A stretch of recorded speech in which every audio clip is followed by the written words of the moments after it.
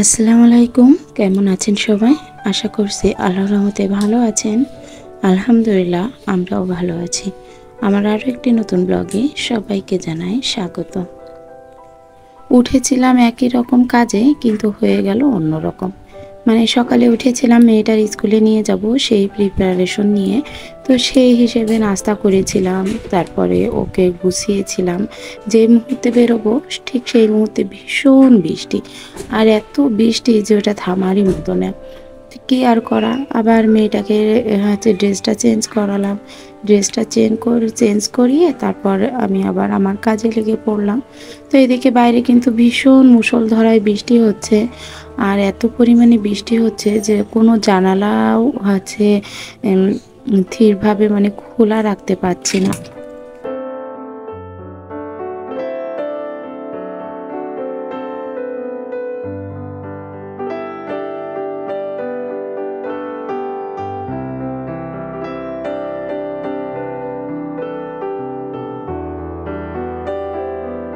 বাইরে বৃষ্টি হলে কিন্তু ভীষণ ভালো লাগে, কিন্তু যখন ভাবি বাইরে যাদের কাজ আছে তাদের জন্য কিন্তু ভালো নয়। আমরা যারা মহিলারা তাদের জন্য হয়তো একটু হলেও ভালো লাগে যে রুমের ভিতর চুপচাপ থাকা, নিজের মতো নিজে কাজ করা, নিরিবিলি একটা বিষয়। কিন্তু বাইরে যারা কাজ করে, আমাদের অপোজিট আমার হাজবেন্ডরা কাজ করে, অথবা অন্য যে কোনো দিন মজুরি যারা কাজ করে, তাদের একটা ইনকামের সোর্স থাকে বাইরে। তো এই বর্ষার সময় দেখা যাচ্ছে ওই জিনিসটা কিন্তু আর হয় না। বাসায় এতগুলো জুতা আর চারপাশে জুতা ছড়াছড়ি। তো অনেক দিন থেকে ভাবছি যে সুর একটা এখানে আনবো, কিন্তু জায়গা তো নাই, খুব কম। এখানে যদি সুর এক ঢুকানো হয় মোটরসাইকেল রাখতে পারবে না, আবার যে সিঁড়ির সামনে রাখবো সেটাও জায়গাটাও অনেক কম। তো এই কারণে সুর একটা আর আনা হচ্ছে না। দেখা যাক, একটু যদি জায়গা বেরো করতে পারি তাহলে হয়তো সেখানে সুর একটা রাখলে এভাবে জুতার ছাড়াছড়ি আর থাকবে না। তো আমার একটা অর্ডার আছে কাঁথা ছাপানোর, একটা নয় দুইটা কাঁথা ছাপানোর অর্ডার আছে। তো এখানে দেখুন অনেক ধরনের ডিজাইন আছে। তো এই পেপারগুলো না নষ্ট হয়ে গেছে, কারণ হচ্ছে ওই পাশের যে রুমগুলো ঠিক করবে, তো ওই রুমগুলোয় পানি দিছিল, আর আমার ওই পেপারগুলো ওই রুমেই ছিল। তো সে কারণে একদম মানে ভিজে গেছে ওই পেপারগুলো। তো ওগুলো বেরো করে একটু মেলে রাখলাম যে দেখি শুকায় কিনা। আর এই যে আমি উঠে সমস্ত কাজকর্ম করছি, মানে আমার বাসায় কিন্তু এখনও অনেকে ঘুমাচ্ছে। অনেকে বলতে আমার হাজব্যান্ডের ছুটি আছে অফিস, আর আমার ছেলেরও ছুটি স্কুল। তো দুজনেই বাসায় আছে, শুধু আমিই উঠে চলে যেতে চাইছিলাম মেয়ের স্কুলে, তো যেতে পারিনি। তো এদিকে ওদের জন্য আবার একটু খাবার দাবার তৈরি করছি, যেহেতু বাসায় আছি। আর যদি স্কুলে যেতাম স্কুল থেকে এসে তৈরি করতাম, ওরা স্কুল থেকে না আসা পর্যন্তই ঘুমাতো। মেয়ের স্কুল থেকে আমি আসি 10টা সাড়ে 10টার দিকে, তো ওই 10টার পর্যন্ত ওরা ঘুমিয়েই থাকে, ওঠে না। তো এদিকে আমি রান্না করছি, একটু ডাল রান্না করব, আর আলুটা ভেজে নিচ্ছি। আর ডালটা সিদ্ধ হয়ে গেছে, শুধু একটু ফোড়ন দিয়ে নিব। আর রাইস কুকারে ভাত দিয়ে দিয়েছিলাম সকাল ভোরে উঠি, মানে ফজরের নামাজ পড়ে ওঠার পরপরই রাইস কুকারে ভাতটা দিয়ে দিই। কারণ আমাদের এখানে বর্ষার সময় একদমই কারেন্ট থাকে না, আর কারেন্টে প্রচুর পরিমাণে ডিস্টার্ব দেয়। সকালে এমনও হয় যে ফজরের নামাজ পড়তে উঠেছি, আর একদম ওঠার সাথে সাথেই দেখবো কারেন্টটা চলে গেছে।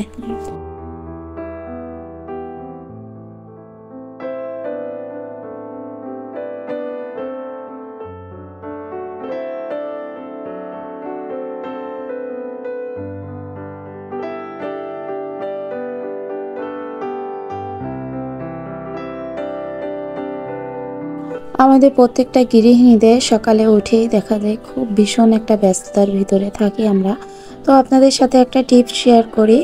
টিপসটা হচ্ছে, সকালে যখন ঘুম থেকে উঠবেন এবং দেখা যাচ্ছে আমার মতো অনেকেই যে একটু ডাল ভাত অথবা ভর্তা ভাত এই ধরনের খাবার রান্না করে থাকেন, যারা রুটি পরাটা বাদে। তো তাদের ক্ষেত্রে বলছি, হয়তো আমরা অনেকের খেয়াল রাখি কিন্তু নিজের খেয়ালটা রাখতে পারি না।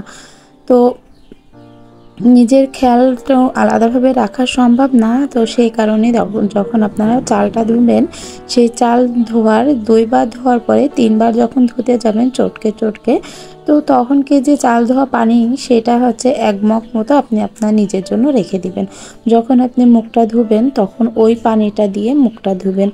আপনি আস্তে, আস্তে এটা যদি কন্টিনিউ করতে পারেন তাহলে আপনার স্কিনটা অনেকটা টান, টান হবে এবং ওটা খুব দারুণ কাজ করে ফেসের জন্য। আপনি আস্তে, আস্তে বুঝতে পারবেন যে আপনার ফেস কতটা চেঞ্জ হচ্ছে।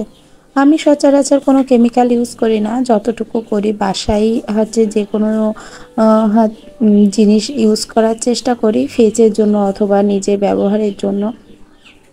তো আমার যতটুকু আমি হচ্ছে একটু মোবাইল ঘেঁটে দেখি যে কোনগুলো আমার স্কিনের জন্য উপকারী। তো এই যে চাল ধোয়া পানি, তারপরে চালের গুঁড়া এগুলো কিন্তু ভীষণ হচ্ছে ভাবে কাজ করে ত্বকে। তো আপনারা এটা যদি হচ্ছে কন্টিনিউ করে থাকবেন দেখবেন আপনার ফেসটা এত পরিমাণে গ্লেজ দিচ্ছে যে আপনার সাধারণ কোনো ক্রিমে সচরাচর এভাবে দেয় না। হ্যাঁ, আর পাশাপাশি যদি কোনো ক্রিম ইউজ করেন তাতেও কিন্তু সমস্যা নেই। তবে খুব সপ্তাহে ১-২ দিন অন্তত হচ্ছে চালের গুঁড়াটা মুখে মেখে দেখবেন আপনার স্কিনে যে হচ্ছে দাগ, ছোট, ছোট যে দাগের প্রবলেম আছে ওগুলো কিন্তু সেরে যাবে। তো এদিকে কাপড় চোপড় ভাঁজ করে রেখেছিলাম আর আমার হাজব্যান্ড একটু বাজারে যে মাছটা নিয়ে আসছে, তো মাছটা নিয়ে আসে তারপরে হচ্ছে মাছটা উনি নিজেই কুটছে, যেহেতু আমাকে দেখছে আমি এদিকে কাজ করছি। আর মাছটা আমি এমনিতেও খুব একটা কুটি না, আমার হাজব্যান্ডই কোটে। তো হচ্ছে এদিকে আমি কাপড়গুলো ভাঁজ করে নিলাম আর ও এদিকে মাছটা আমাকে কুটে এগিয়ে দিচ্ছে। তো কাপড়গুলো ভাঁজ করে একদম ওয়ারড্রপে যার ওয়ারড্রপে সেগুলো রেখে দিলাম। এখনও ২টা বেডশিট কাচার আছে, একটা কেচে দিয়েছি আমি। সবগুলো তো একসাথে কাচা আমার পক্ষে সম্ভব না। তো আরও ২টা আছে, দেখি ওই ২টা কবে কাচতে পারি। তবে ভিজিয়ে দিলাম আর হাজব্যান্ডও কেচে দেয়।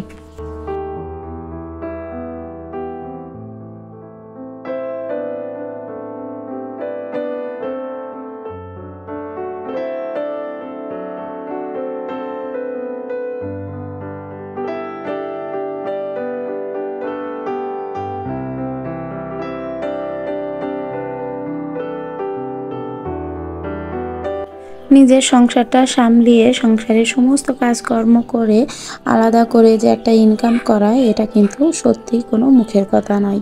যে করে সে বোঝে এটার ব্যাপারে।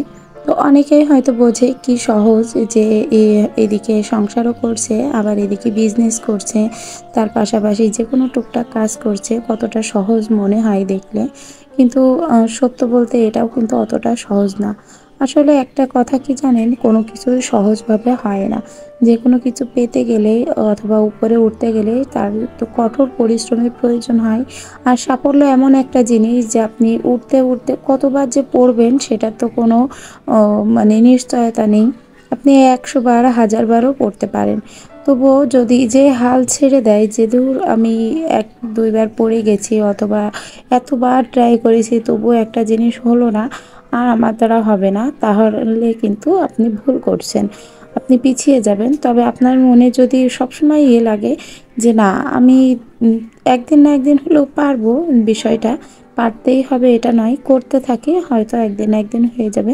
তাহলেই দেখবেন আপনি কন্টিনিউ কাজটাকে ভালোবেসে করবেন, সাফল্যের জন্য না, কাজটাকে ভালোবেসে করবেন তাহলে আপনি সাফল্য নিশ্চয়ই পাবেন।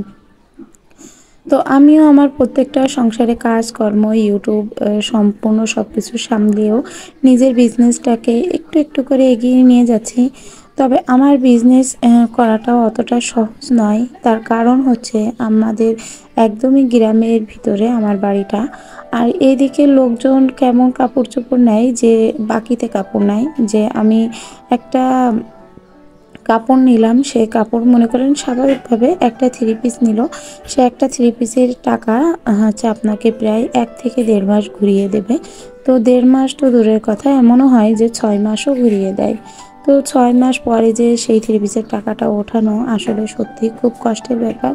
তো মাঝে মধ্যে মনে হয় যে আমি এই ধরনের হচ্ছে বিজনেস আর করব না, ছেড়ে দিই। কিন্তু অনেক সময় হয় কি যে না, একটা সপ্তাহ পর হলেও তো অন্তত দিচ্ছে, যা হোক দুই এক একদম ঘরে বসে না থেকে যা একটু পাচ্ছি এরকমটাও হয়। আবার মাঝে মধ্যে মনে হয় যে একটা থ্রি পিসের টাকা যদি 6 মাস ঘুরিয়ে দেয় তাহলে সেটাতে কি কোনো লাভ থাকে? তো সবকিছু মিলিয়ে একটু কনফিউজও হয়ে যায়। মাঝে মধ্যে চিন্তাও হয় কি করে নিজের বিজনেসটাকে একটু দাঁড় করাবো। অনেক সময় মনে হয় একটু অনলাইনে আসি, একটু ইউটিউবে লাইভে আসি, যে কিছু কালেকশন নিয়ে। তো আমার বাসায় অনেক কিছু আছে এখনো পর্যন্ত, অনেক স্টফস আছে, শাড়ি আছে। তো এইগুলা হয়তো একটু সেলের জন্য আসার ইচ্ছা আছে। তবে কি করব বুঝে পাচ্ছি না। মনে হচ্ছে যে একটা পোস্ট দিয়ে দিব, যদি আমি আসি তাহলে একটা পোস্ট দিয়ে দিব যে ইউটিউবে, যে আমার কাছে কিছু কালেকশন আছে, যদি কেউ দেখতে চায় অথবা সম্ভব হয় তাহলে কালেকশনগুলো নিয়ে আসব। তো ওইগুলো আসলে আমি তো খুব সাধারণ এবং খুব গ্রামেই থাকি। তো এই গ্রামের ভিতর থেকে এত কিছু করা সম্ভব হবে কিনা জানি না। তো অনেকেই করছে এরকম, কিন্তু আমি পারবো কিনা সেটা বুঝতে পারছি না। তবে আপনারা যদি আমার এই পর্যন্ত ভিডিও কেউ দেখে থাকেন তো একটু সাহায্য চাচ্ছি আপনাদের কাছে। আপনারা প্লিজ একটু কমেন্ট করে জানাবেন যে আমি ইউটিউবে এসে ভিডিওটা করতে পারবো কিনা, অথবা লাইভে আসলে কেউ করবে কিনা। আসলে সত্য বলতে গিয়ে আপনাদের সাপোর্ট এবং সাহায্য ছাড়া তো কোনো কিছুই সম্ভব না। উপর আল্লাহর রহমত এবং আপনাদের সাহায্যেরও প্রয়োজন। আর উপর আল্লাহ চাইলে সবই হয়, একমাত্র আমার আল্লাহই ভরসা। তো আল্লাহ যদি চায় হয়তো ইনশাল্লাহ একদিন উঠবো, আর আল্লাহ যদি না চায় তাহলে আমার এখানেই থেকে যাওয়া। তবে চেষ্টা করে যাব এই আর কি। তো এই দেখুন এখন এই মুহূর্তে কিন্তু বাসায় কেউ নাই, সবাই নামাজ পড়তে গেছে। মেয়েটাকে আমি গোসল করিয়ে দিয়েছি, দিয়ে রান্না করতে এসেছিলাম। তো এদিকে রুমগুলো পুরো এলোমেলো করে ধুয়ে গেছে ওরা, এখনও পর্যন্ত গোছায়নি। তো আমার বাসায় যেদিন লোকজন থাকে সেদিন কিন্তু এমনভাবেই মেলানো থাকে আমার ঘরদোর, আমি পরিপাটি রাখতে পারি না। আর এই দেখুন সকালে যে ঝমঝমিয়ে বৃষ্টি হয়েছে, এই মাত্র আধা ঘন্টার মতো বৃষ্টি থেমেছে, তো আবার মেঘ, একদম চারপাশ অন্ধকার হয়ে এসেছে। তো আজকে আর চুলায় গেলাম না, যেহেতু বাইরে খুব বাতাস হচ্ছে। চুলাটা জাল করতে পারবো না, অনেক ধোঁয়া হয়। আর আমার তো শ্বাসকষ্ট, এমনিতে প্রচুর পরিমাণে কষ্ট শুরু হয়। এমনিতেই এই শ্বাসকষ্ট বেড়েছে প্রচুর, এই ঠান্ডার সময় শ্বাসকষ্টটা বাড়ে। আর এই অবস্থায় চুলায় রান্না করি, আর যেদিন একটু ধুমো হয় সেদিন তো একদমই না থাকার মতো অবস্থা হয়ে যায় আমার। তো এইদিকে মাছগুলো একটু সাজিয়ে নিচ্ছি। আর এই যে ছোট ছোট যে কন্টেনার মতো দেখছেন, এটা কিন্তু একটা মশলাদানি মতো।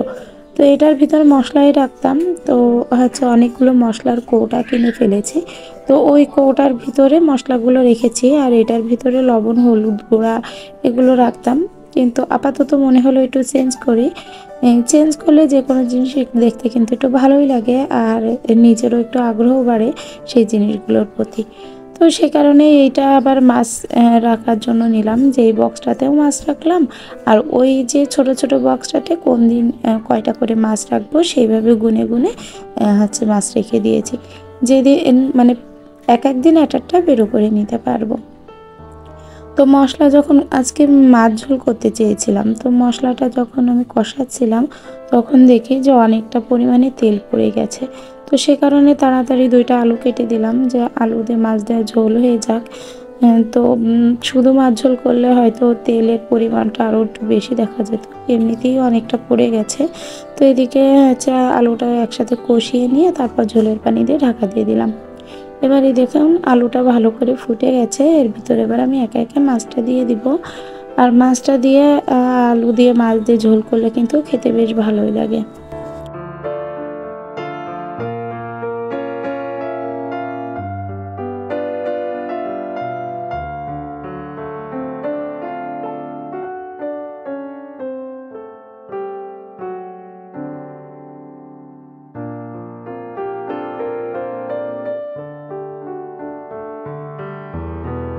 রান্না কমপ্লিট হয়ে গেছে। এবার সব কিছু পরিষ্কার করে একটু গোছলে যাব। তো গোছলে যাবার আগে আবার আমার একটু কাজ আছে। ওই যে বললাম যে সংসার সামলিয়ে যে কোনো ব্যবসা অথবা সংসারের যে কোনো ইনকামের সোর্স করা অতটা সোজা নয়। তো এদিকে দেখুন রান্নাবান্না করে ওই ক্লান্ত শরীর নিয়ে আবার চলে আসলাম ছাদে। তো যেহেতু গোছলে যাব তার আগে ভাবলাম এই কাজটা করেই নিই। তো দেখতে কিন্তু মনে হচ্ছে নরম নরম, আবার দেখছি এদিকে যে উপরে যে সূর্যটা উঠেছে যথেষ্ট তাপ আছে, বোঝা যাচ্ছে না যে তাপ আছে, কিন্তু যখন এখানে বসেছি এই দেখুন রোদটা কিন্তু ওঠানামা করছে, মানে একবার বাড়ছে একবার কমছে। আর এই যে সারাটা দিন মেঘলা মেঘলা ওয়েদার, তার ভিতরে যে একদম মানে যেইটুকু রোদ হচ্ছে সেইটুকু একদম অত্যন্ত তাপ হচ্ছে। তো এদিকে আমি কাঁথা ছাপ দিচ্ছি, যে কাগজগুলো বের করে রেখেছিলাম। তো কেরোসিন তেল লাগবে বলে আমি গোছলের আগে এটা করে নিচ্ছি, যে যাতে সুবিধা হয়, গা হাত পায়ে লাগলে পরে আমি ধুয়ে ফেলতে পারি। আর গোছলের পর করলেও কেমন যেন একটা লাগে। তো এই দেখুন এভাবেই কিন্তু নকশি কাঁথা ছাপ দেওয়া হয়। আর আমি এই ছাপ দেওয়ার কাজ, তারপরে কামিজ ছাপানো কিংবা ছোট বাচ্চাদের কাঁথাও পাবেন আমার এখানে। যদি আপনাদের এই আমার ভিউয়ার্সদের যদি কারোর এরকম ধরনের কোনো কিছু পছন্দ হয় অথবা প্রয়োজন হয় তো আমাকে কমেন্ট করে জানাতে পারেন। আমি আপনাদের আমার পেজের ঠিকানা, মানে আমার পেজের নামটা দিয়ে দিব, ঠিকানা বলছি। তো আমার পেজের নামটা দিয়ে দিব, যে কিভাবে আপনারা যদি চান এভাবে ছাপিয়ে দিতে তাও ছাপিয়ে আপনাদের ঠিকানায় পৌঁছে দিব। আর যদি চান না ছাপিয়ে বেবিদের কাঁথা সেলাই করে দিতে তাও কিন্তু সম্ভব। তো আমি কাস্টমাইজ করি যে কোনো জিনিস। ওই যে বললাম আমাদের গ্রামের ভিতরে বিজনেস করতে গেলে অনেকটা ঝামেলা হয়। তো বাইরে থেকে অর্ডার যদি আনতে পারি সেটাই আমার পক্ষে খুব ভালো হবে। এই দেখুন কাঁথা যখন ছাপ দিচ্ছিলাম তখন কিন্তু বেশ রোদ ছিল, আবার ওইটা একদম আকাশটা মেঘলা হয়ে আসছে। তো গোসল করে এসেছি, এসে সবার খাবার এখানে বেড়ে দিচ্ছি। সবাই সবার খাবারটা নিয়ে বসে পড়েছে। আর এদিকে যে সকালে ডাল করেছিলাম, ডালটা আছে, আর মাছ দিয়ে আলু দিয়ে যে ঝোল সেটা। তো এর আগে আমার হাজব্যান্ডকে বলেছিলাম যে একটুখানি ভিডিও করে দাও। তো উনি আবার অন্য ধরনের, উনি দেখা যাচ্ছে আমি যদি কোনো কিছু ভিডিও করতে বলি তো ফোনটা ধরে রাখে ঠিকই, কিন্তু খেয়াল করে না যে ভিডিওটা হচ্ছে কি হচ্ছে না। তো এতক্ষণ ধরে যে ভিডিওটা করেছিল, অনেকগুলো ভিডিও হয়েছিল, মানে আমি করতে বলেছিলাম সেগুলো, শুধু উনি ফোনটাই ধরে রেখেছিল কিন্তু ভিডিও অন করেনি, মানে ক্যামেরাটা অন করেনি। তো পরে আমি দেখি যে কী ব্যাপারে একটা ভিডিও নাই কেন, তা বলছে যে আমি তো ভিডিও করেছি। তো আমি বলছি নাই কেন, কাছে তাহলে মনে হয় ক্যামেরা অন করতে ভুলে গেছি। তো আপনারাই বলুন তখন মেজাজটা কেমন লাগে। তো যাই হোক অনেক কিছু বলে ফেললাম। তো আমার আজকের ভিডিওটা যদি একটু হলেও ভালো লেগে থাকে তাহলে প্লিজ একটা লাইক দিয়ে যাবেন। আর যদি চান আপনাদের এই বোনটি একটু হলেও ইউটিউবে জায়গা করে নিই তাহলে চ্যানেলটি সাবস্ক্রাইব করতে পারেন আর এই বোনটির পাশে দাঁড়াতে পারেন। আমার ভিডিওটা আর বেশি বাড়াচ্ছি না, বাড়ালে অনেকটা বড় হয়ে যাবে ভিডিও। এমনিতেই আমার আজকের ভিডিওটা অনেকটাই বড় হয়ে গেছে, জানি আপনারা সবাই টেনে টেনে দেখবেন, তবুও একটু হলেও যে দেখবেন এটাই অনেক। তো এখানেই শেষ করছি। আল্লাহ হাফেজ।